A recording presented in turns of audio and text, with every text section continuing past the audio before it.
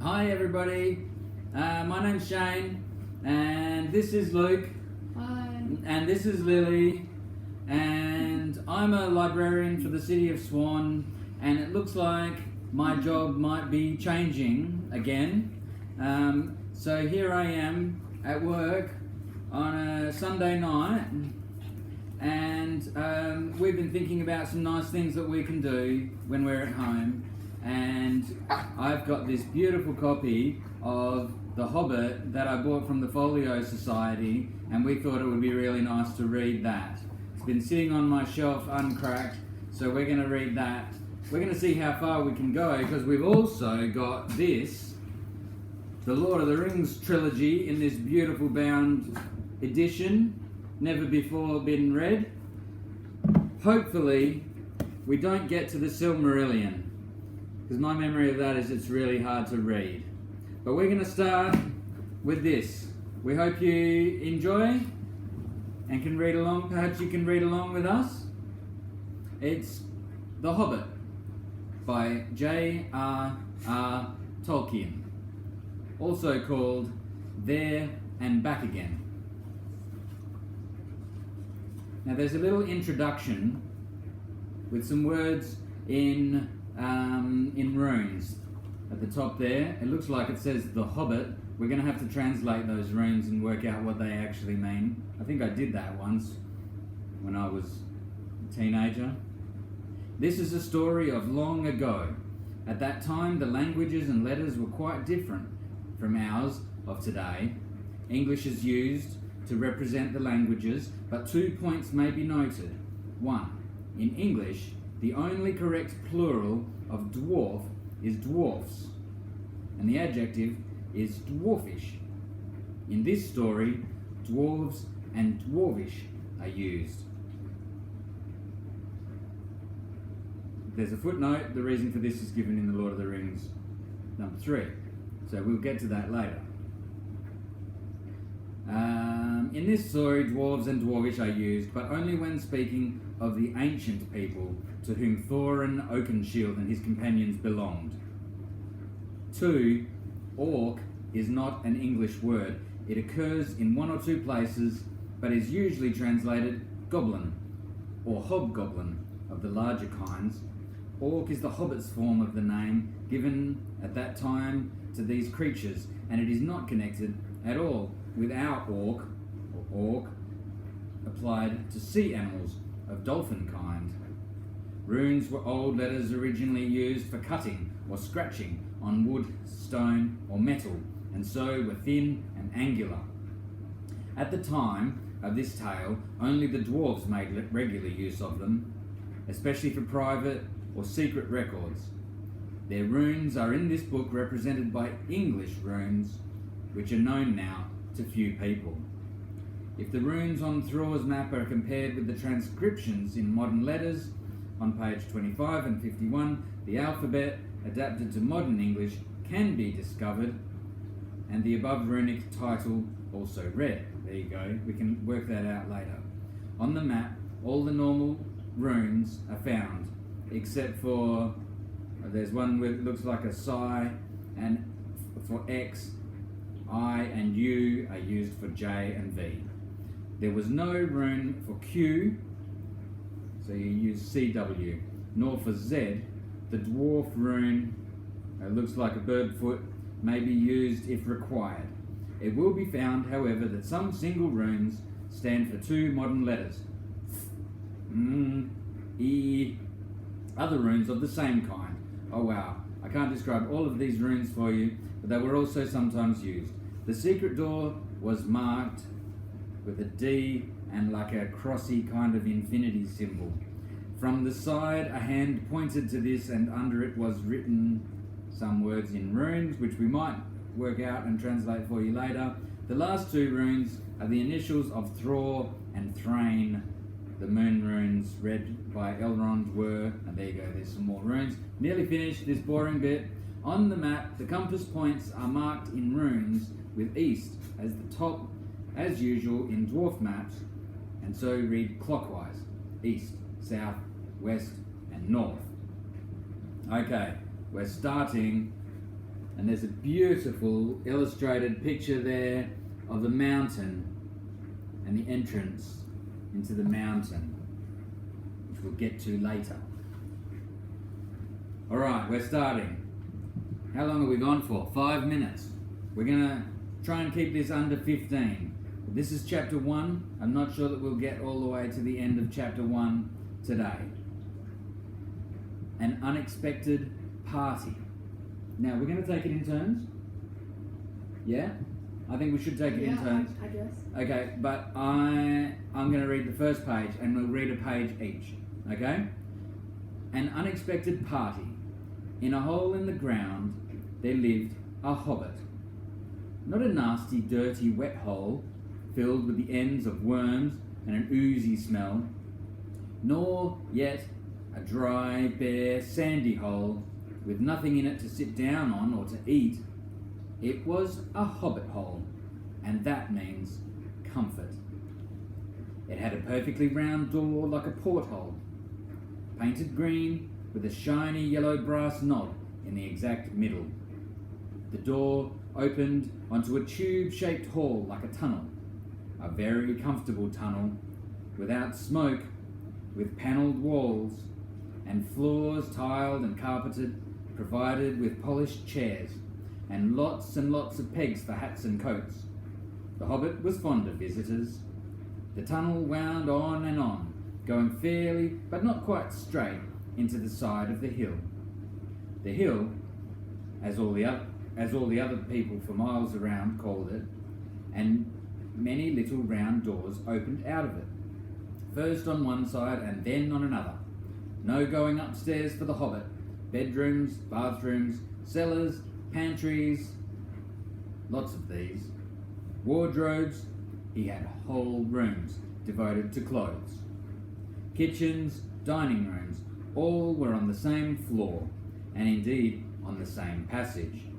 The best rooms were all on the left-hand side going in, for these were the only ones to have windows. Deep-set, round windows looking over his garden, and meadows beyond, sloping down to the river.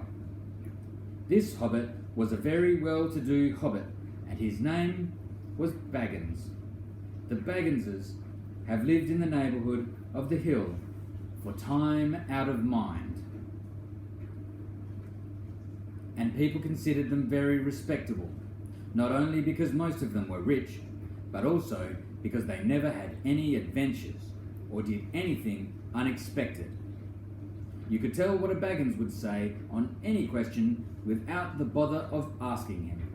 This is a story of how a Baggins had an adventure and found himself doing and saying things altogether unexpected. He may have lost the neighbours' respect, but he gained, well, you will see whether he gained anything at the end. Do you want to start reading? Sure. Okay, you got to read it in a nice, big, clear voice. Where is it? Okay? You know what? Go ahead. Follow along with your finger like that. That's the easiest way. Okay. The mother of our particular hobbit. What is a hobbit? I suppose hobbits need some description nowadays, since they have become rare and shy of the big people, as they call us. They are, or were, a little people, about half our height, and smaller than that. Bearded dwarves. Dwarves have big beards.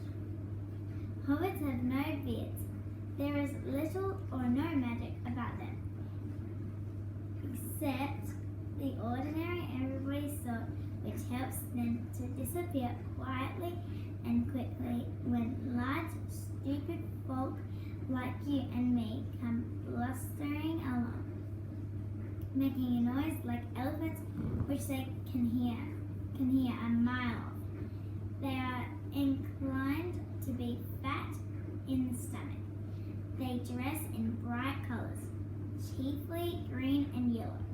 Wear no shoes because their feet grow naturally leathery soles and thick, warm brown hair like the stuff on their Heads. heads. Thick brown hair like the stuff on their heads. They got hairy feet. So small. Yeah. Oh, and like the stuff on their heads, which is curly. So hobbits have very curly hair. Have long, clever brown fingers, good natured faces. They're friendly looking. Yeah. and laugh deep, fruity laughs, especially after dinner, which they have twice a day when they can get it. Now you know enough to go on with.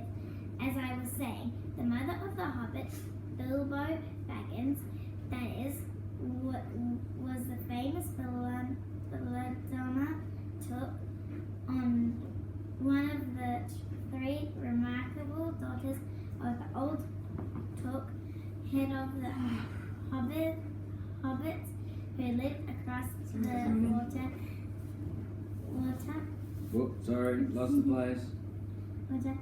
The small river that ran at the foot of the hill. It was often said in other families that long ago one of the Took ancestors must have taken a fairy wife. That was of course absurd. That certainly there was still something not entirely Hobbit-like about them. And once in a while, members of the Took clan would go and have adventures. They discreetly quietly, disappeared, and the family hushed it up. But the fact remained that the Tooks were not as respectable as the Bagginses. Though they were